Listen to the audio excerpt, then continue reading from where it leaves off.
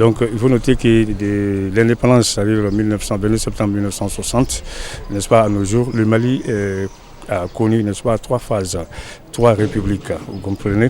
Donc la première république, n'est-ce pas, ça c'était de 1960 à 1968. On appelle ça le régime socialiste.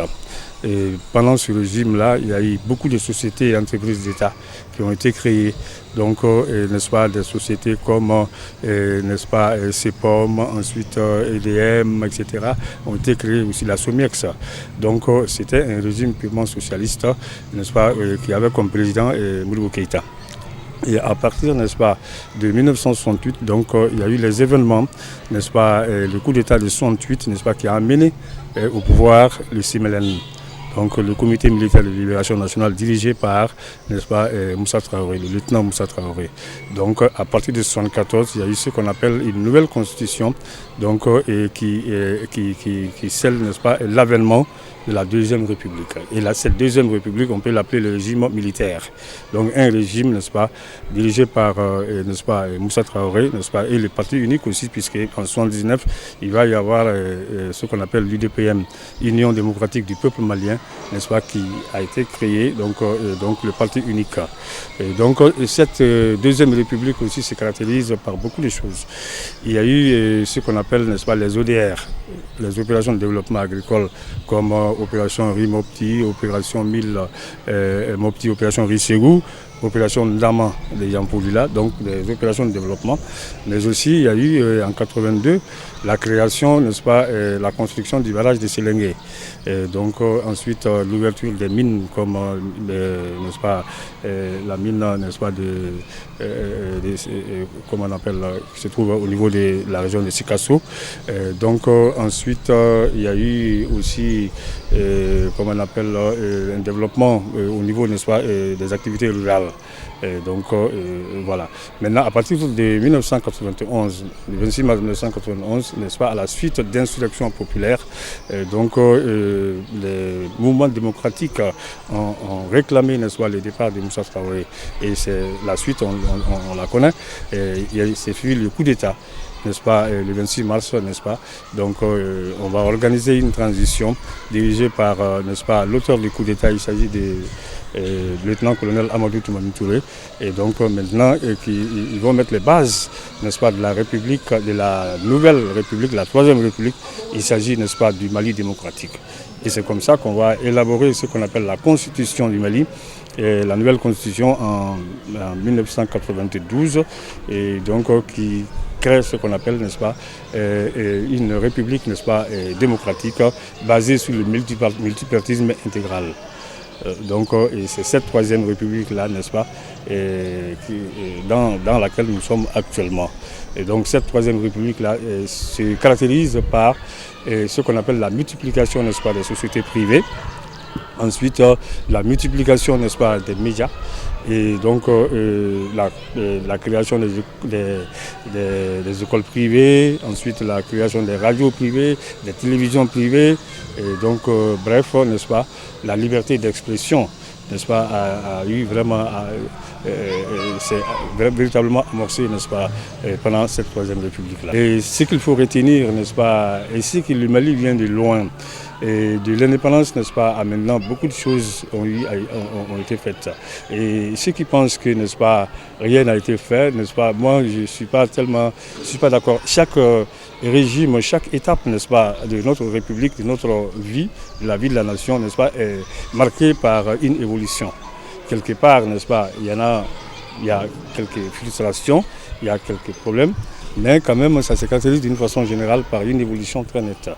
Donc le Mali, n'est-ce pas, comme l'a dit Souleta Keïta, n'est-ce pas, le Mandé peut tanguer, mais le Mandé ne chavirera point. Et donc notre pays, le Mali, n'est-ce pas, est en train de tanguer, mais il faut noter que le Mali ne chavirera point. Donc nous avons des ressources nécessaires pour pouvoir nous mettre, n'est-ce pas, encore debout. Nous avons des valeurs qui sont là, comme le Sinangouya, le Modéa, le Mamoussouya. Donc il y a toutes ces valeurs-là qui nous permettent encore de ressouder, n'est-ce pas, nos liens. L'indépendance, c'est vrai, ce n'est pas 60 jours. Donc c'est 60 années, ceux qui sont nés, n'est-ce pas, en 1960, n'est-ce pas, c'est des vieux aujourd'hui. Donc 60 années d'indépendance se caractérise par une certaine l'éveil des consciences, n'est-ce pas, au niveau du Mali. L'éveil des consciences. Parce que quand on retourne un tout petit peu le passé récent, à partir de 1991 déjà, de 91 à maintenant, on sait que beaucoup de choses, n'est-ce pas, ont évolué. Ça, il faut le noter. Donc, les Maliens sont devenus, n'est-ce pas, on est devenus très nombreux, vous comprenez, mais aussi, il faut noter que la tâche, il y a une prise de conscience totale des sociétés qui se créent par-ci par-là, des sociétés privées qui se créent. Reculer un peu, n'est-ce pas, dans les temps, dans les années 80, où il y avait des multitudes de chômeurs. C'était l'État, tout le monde était collé à l'État. Mais avec l'avènement de la démocratie, on dirait que, n'est-ce pas, on a multiplié, n'est-ce pas, les opportunités d'emploi partout, n'est-ce pas, dans ce pays. Donc les gens ont eu une prise de conscience nette et je crois que le Mali va avancer. Et moi, j'ai, n'est-ce pas, la certitude que c'est un pays, n'est-ce pas, qui est en train de se développer. Il faut noter que ces derniers temps, n'est-ce pas, ça devient difficile. Ça devient difficile, ça, il faut le noter. Je pense que c'est des incompréhensions qui sont là. Ce qu'il faut faire, il faut avoir des institutions très fortes.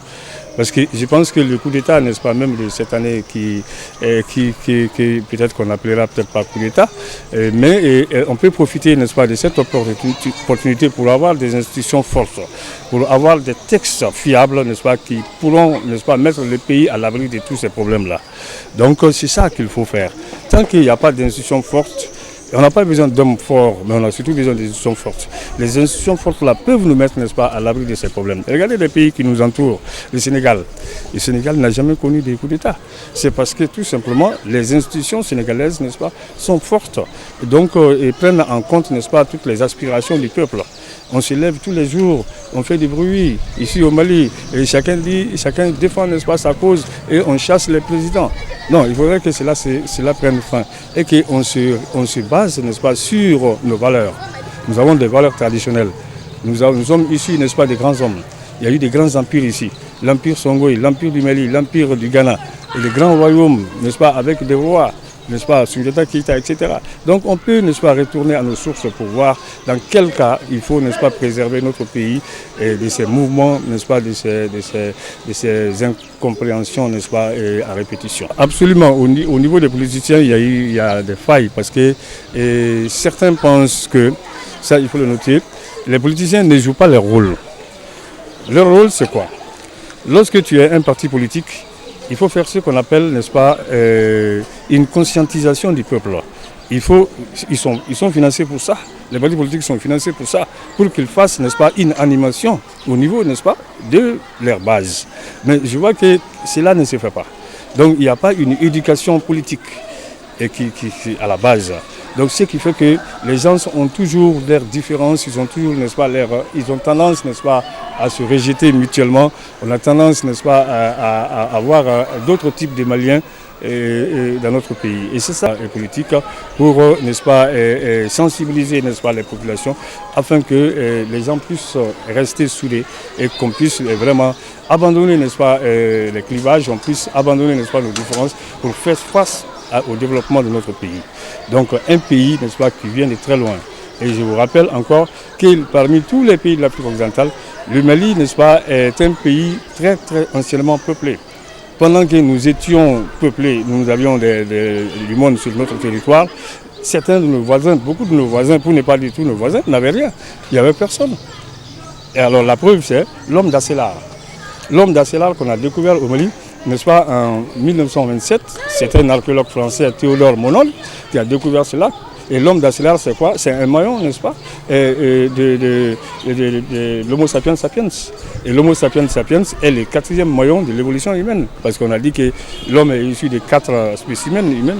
Il s'agit, n'est-ce pas, de l'Australopithèque, du Pithecanthrope, du Néandertalien et de l'Homo sapiens. Donc l'Homo sapiens sapiens a été découvert, n'est-ce pas, au Mali. Donc c'est un pays anciennement peuplé, mais aussi un pays d'une brillante civilisation. Je crois que ce pays ne doit pas tomber.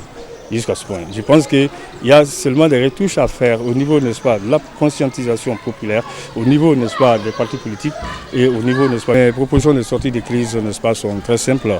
Tu as dit tout de suite, n'est-ce pas, c'est certaines choses, certaines difficultés qui amènent ces problèmes de coup d'État, etc. Et je crois que nous devons saluer, n'est-ce pas, les autorités actuelles, n'est-ce pas, et qui sont en train qui s'attellent, n'est-ce pas, pour la sortie des crises, à savoir un président, n'est-ce pas, civil, et ensuite un premier ministre civil, donc un président, un vice-président, n'est-ce pas, militaire, qu'importe, donc ensuite un gouvernement, n'est-ce pas, mixte.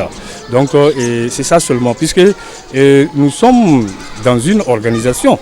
La CEDEAO, la Communauté économique des États de l'Afrique de l'Ouest, a été créée en 1975. Donc de cette date, n'est-ce pas, à maintenant, cette organisation a joué son rôle dans tous les pays, y compris ici au Mali. Donc nous devons rester, n'est-ce pas, derrière cette organisation parce que les textes qui sont, n'est-ce pas, au niveau de la CEDEAO sont des textes qui ont été ratifiés par le Mali. Donc dans ces textes-là, alors il a été dit qu'il, n'est-ce pas, plus, n'est-ce pas, de coup d'État militaire. Hein? Donc un militaire qui veut venir au pouvoir doit abandonner la tenue pour se présenter, n'est-ce pas? Donc maintenant, certaines difficultés ont amené notre pays, n'est-ce pas, là où nous sommes aujourd'hui, ben, ils sont en train de réparer. Et je pense qu'ils parviendront, n'est-ce pas, à le faire. Et c'est la seule manière, n'est-ce pas, de sortir des crises. Voilà.